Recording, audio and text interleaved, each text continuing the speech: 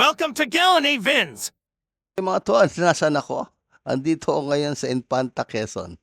So pupunta kami dito sa isang resort na aking kaibigan. Dito lang to sa may Infanta, Quezon. Pagdating mo ng city, so babaybayin mo siya around 15 minutes. Pwede naman siya makita sa Waze. Type mo lang Santorini de Infanta. Then from galing kang city, around 15 minutes nga, left side siya. So pasok ka lang doon sa area na to, yan. May unang gate ka madadaanan, diretso ka lang. So babaybayin mo lang yung mismo kalsada na to. Hindi ka naman maliligaw kasi wala naman siyang ganong left side kalikuan. So papasok ka pa sa isang gate dyan, then yun napakanan ka na. At makikita mo na yung mismong area ng resort. So yan, madali lang siya hanapin.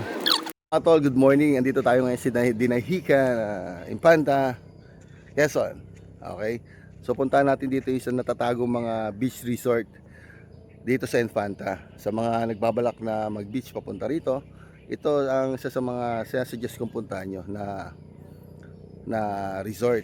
Medyo secluded, medyo malayo sa kabihasnan.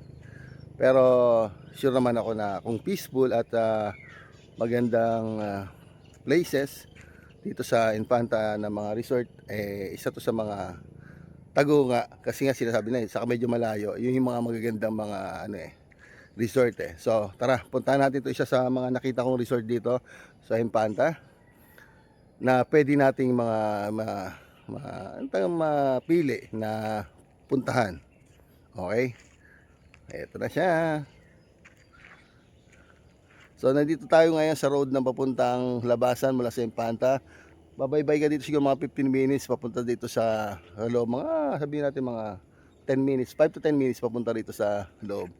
So ito na yung mismong area ng resort. Makikita natin dito mga ilang resort, pero itong pupunta natin, ito yung sa pinaka, I think one of the best na resort na pwede dito. Okay, sa bungad mo pa lang makikita mo na agad itong kulay blue-white concept. Parang ano, no, Santorini, no? Yes, di kayo nagkakamali.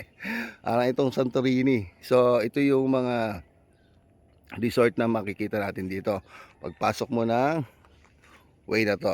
And then sa side na to meron din all the way there hanggang beach. Ang beach area ando doon banda. So ito, puntahan natin to. Ito yung tinatawag nilang Santorini ng Infanta. So makikita nyo, malawak yung lugar. Dito pa lang sa labas, may mga cottages na siya. Hindi siya concrete na siya. And then tanaw mo na sa loob yung mismong resort. Hindi siya ganun kalakihan, pero kung pang family or tropa, ito suggest ko sa iyo. So pagpasok mo dito, makikita mo na ito, gate. Santorini de Infanta. Oh, di ba? Yun. Iyan, pasok tayo dito sa loob.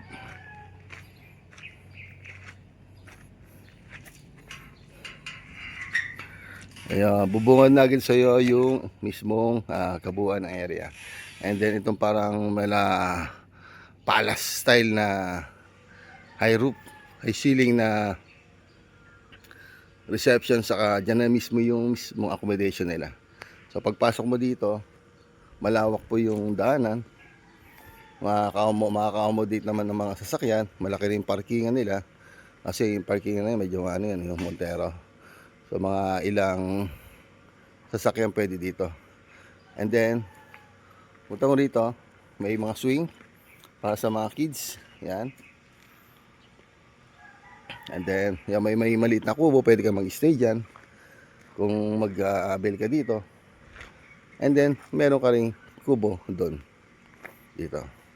So dito yung main reception area. Ito yung Santorini de Infanta. Yan. Okay. So pag pumasok ka dyan, kailangan mo munang dumiretso dito sa kanilang reception area. So for now, weekdays, ito, nakikita nyo, mag-open pa lang sila.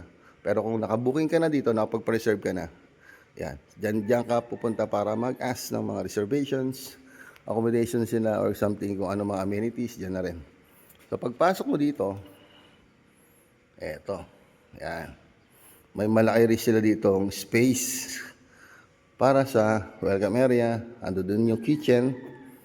Kung marami kayo dito, pwede kayo mag ano ng party rito. May video okay? Yes. Of course. High ceiling. And then ito yung all the way para sa mga rooms sa taas. So dito side na to, meron din tong rooms. Yan, may rooms sila dito. Isa, toilets, and then kitchen. Sa mga magdadala ng mga pagkain, ayusin nyo dyan. Yan, pwede tayo dyan.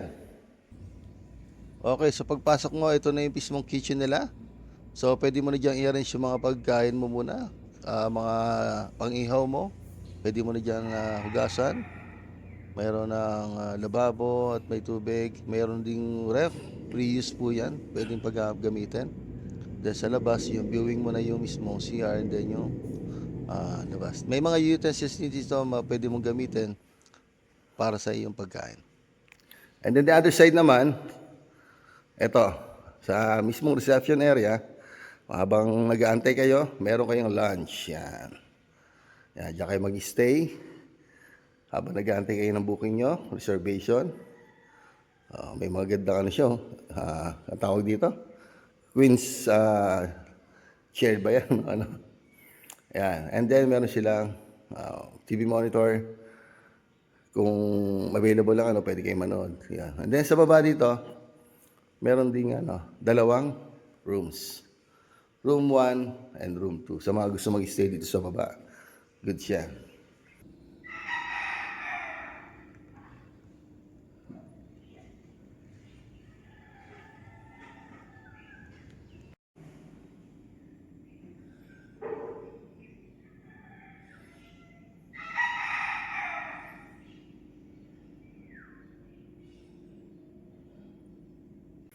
Okay. Simple tong resort nila.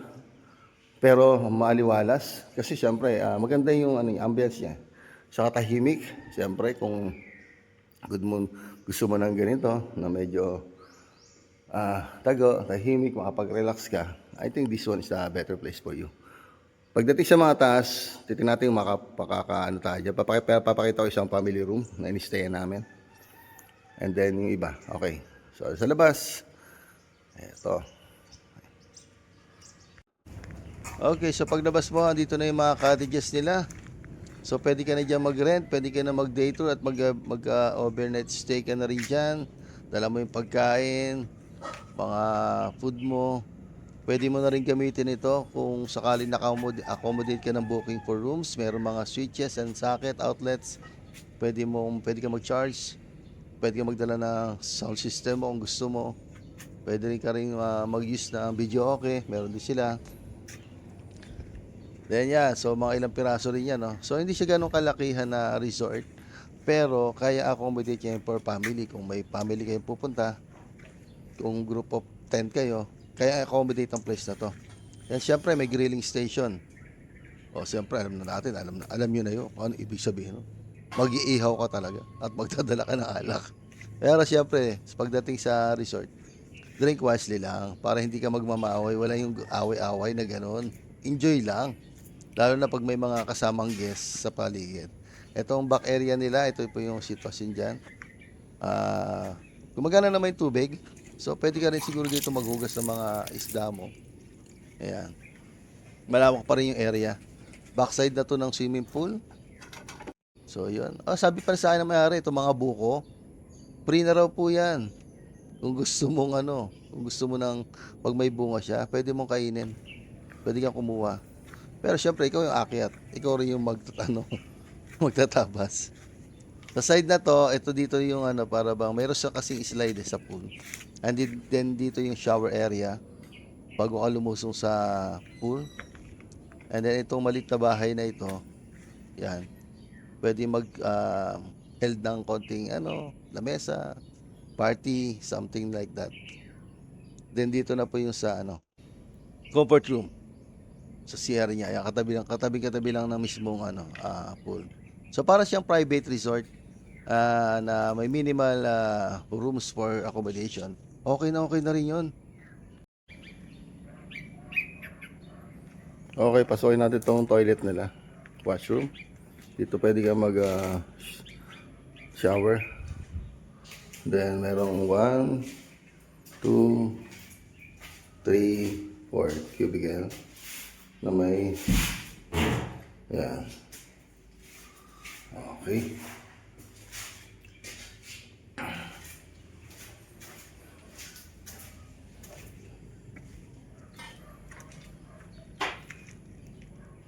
And then ito yung pool area.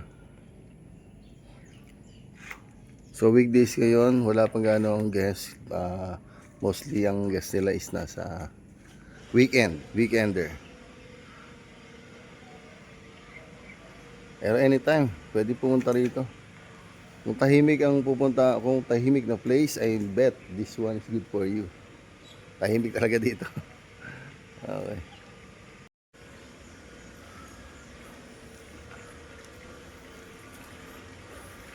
Kape. Okay lang, pero mamaya na.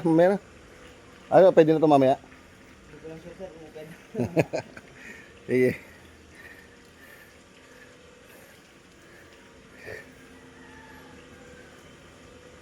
May guess na kayo? Yeah. Ah. Hindi lang ng ano. Ah. Oo. So okay mga tol, ito namang side na to, ito yung ladies comfort room. So yan, so female. So parang ganoon din siguro yan, may dalawang cubicle for na merong bowl and then yung washroom.